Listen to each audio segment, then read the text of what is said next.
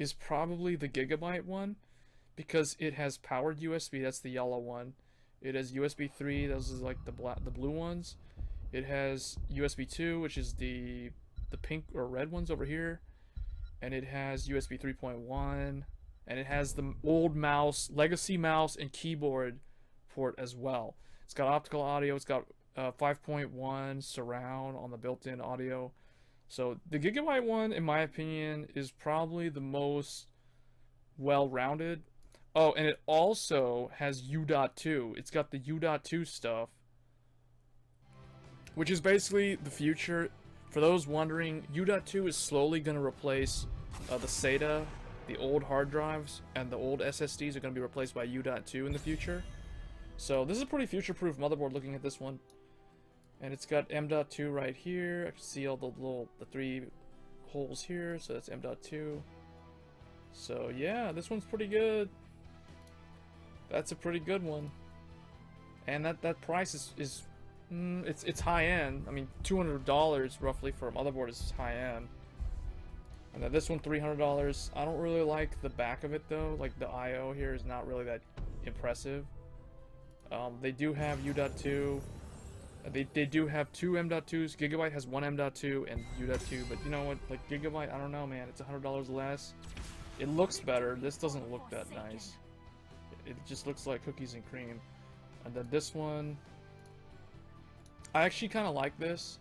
I like this Gear Chronicle looking thing here with the CMOS battery in the middle. It's got the Wi-Fi, but you know, looking at that, I'm like, really? They could have at least put like 2 more USB ports or something in the middle.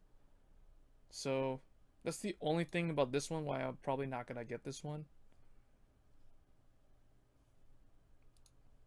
This one's overpriced. This one's missing a few things. Like looking at it, let's look at the... Does it actually have the U.2? No, it doesn't have U.2. It has 2 USB 3.0 front headers. That's really weird.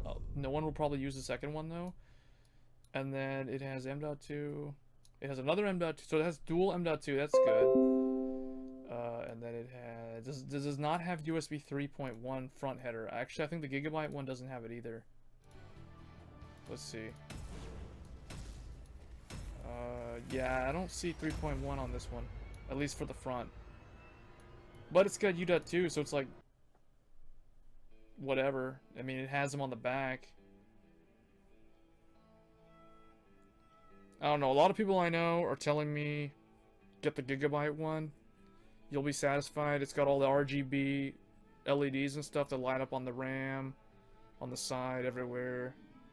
It looks cool with the whole, like, it's a black motherboard with, like, the white and silvery looking accents on the, you know, like, on the sides and stuff. This one is overpriced, probably not going to get it. This one is missing a few things, probably not going to get it. So that kind of narrows it down to Gigabyte and the Asus one. Asus one just has so much, like, they just spam you with USB. It's like, here's some USB ports, now buy the motherboard. The Asus one does look good though. I will admit this one does look good. Yeah, this is the Asus Crosshair.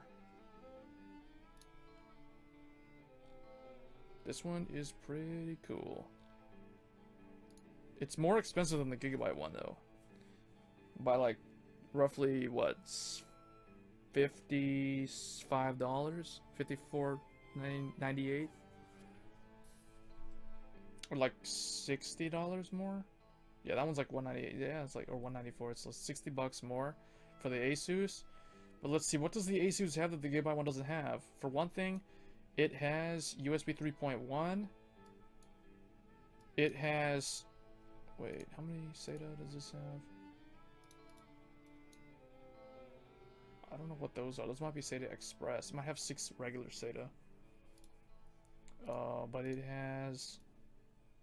It has USB 3.1 down here, so it's kind of... It does not have U.2, and it only has one M.2, but I like the place where they put it. They put the M.2, which is, for those wondering, M.2 is this Samsung 1TB NVMe SSD that I have here. This is going to go on the M.2. Yeah, that's basically in a good spot because it's low, so it's not gonna get a lot of heat from the other components.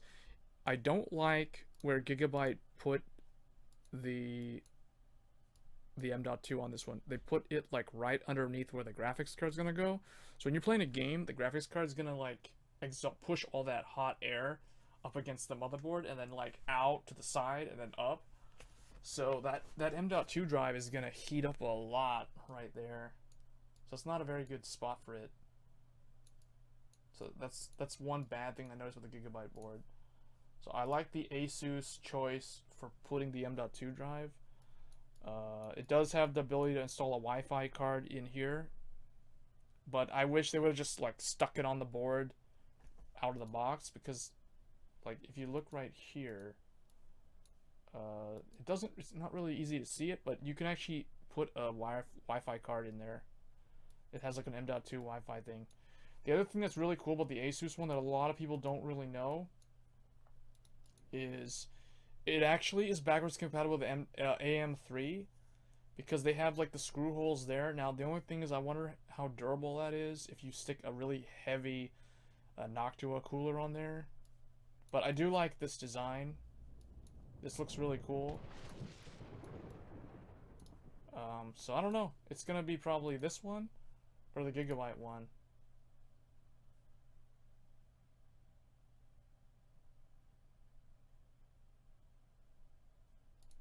Oh, that's hilarious. Yeah. Gigabyte actually has another one that's like one step above this one though. This is the Gaming 5. Gigabyte also has the Gaming 7, which I wish they would actually show. But they haven't actually listed it yet. Well, I'm probably gonna get my stuff from Micro Center, and Micro Center did update the website. Before, all they showed was this. So you could pre-order any of these, reserve your copy of these, and then like they had 4 motherboards, but you can't actually pre-order the motherboards, which is really annoying. Now, as of today, they've actually revealed 4 more motherboards. Yeah. So it's like now there's more. And the Gigabyte one's one of them. But I hate this. It says limited quantities. So that means it's like if you're not in line in front of the store, like it's Black Friday or something, on a Thursday morning, you're not going to be able to get one of those. Probably. They're probably going to sell out. So these upper 4 up here, like the AC stuff, they probably bought more of those ahead of time to sell. So, yeah, I don't know. I may end up with a Crosshair 6 just because of the supply, but there's a lot of people on Reddit saying that it's going to sell out, because the Crosshair 6 right now is one of the most hyped up motherboards for overclockers. Anything X370 though, like this one, this one, this one. And you gotta look at the power phases too. So Crosshair I think has a really good power delivery system. So it's got what, like how many phases does it have? 2, 4 phases. It's got a 12-phase power design, VRM design. All these little squares here count up to the number 12. That's your number of phases. Those are inductors. They're also called chokes. But yeah, that's basically going to help with the overclocking. The Gigabyte one, let's see how many this one has. This one has 1, 2, 3, 4, 5, 6. And this one looks like it only has 10. So it only has 10, and it has an 8-pin here. The Crosshair has an 8 and a 6. Oh no, 8 and a 4-pin. It's got auxiliary extra power there for stability. So I think this one's probably going to be the better one for overclockers. That's probably why it costs more. But it's also the Asus tax, because Asus is actually a very popular brand globally. Gigabyte's also pretty good. Gigabyte or MSI is number 2 out of those guys. But MSI also, this one's going to be really good for overclocking, because it's got the 4 auxiliary pins there. So it has, let's see, 1, 2, 3, 4, 5, 6. I can't. It's too hard for me to see. I can't see the other phases. There. memory or something. I don't know what that's for.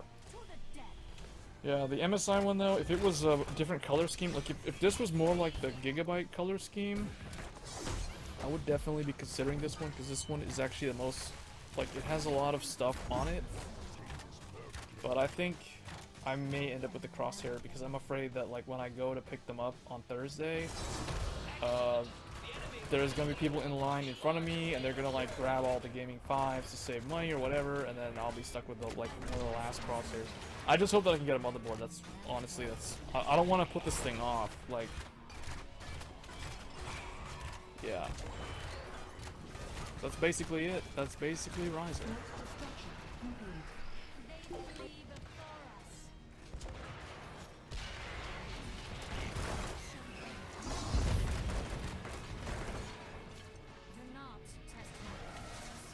Everybody, it's your boy Santos the Raggedy Gamer. It is February 24th, 2017.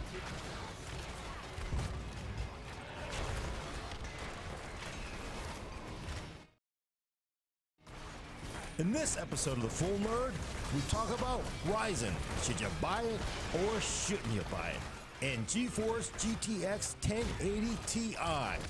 Damn.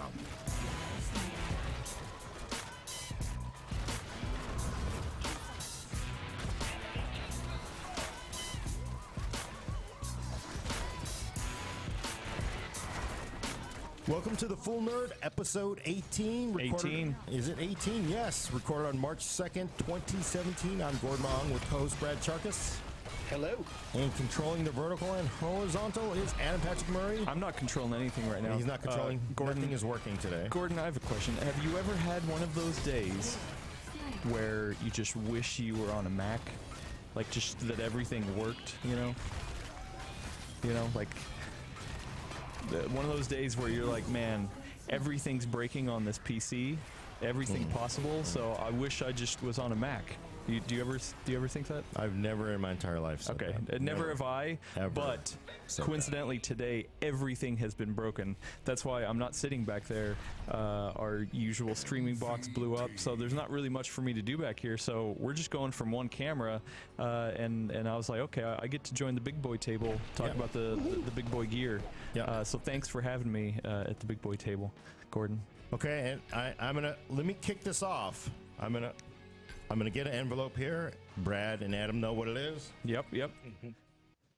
Tax papers. Don't forget to do your taxes. Okay, announcing the winner for the best CPU core to performance to cost ratio. Oh, uh-oh. This is gonna be good. And the envelope is Core i7. Woo, My yeah. God.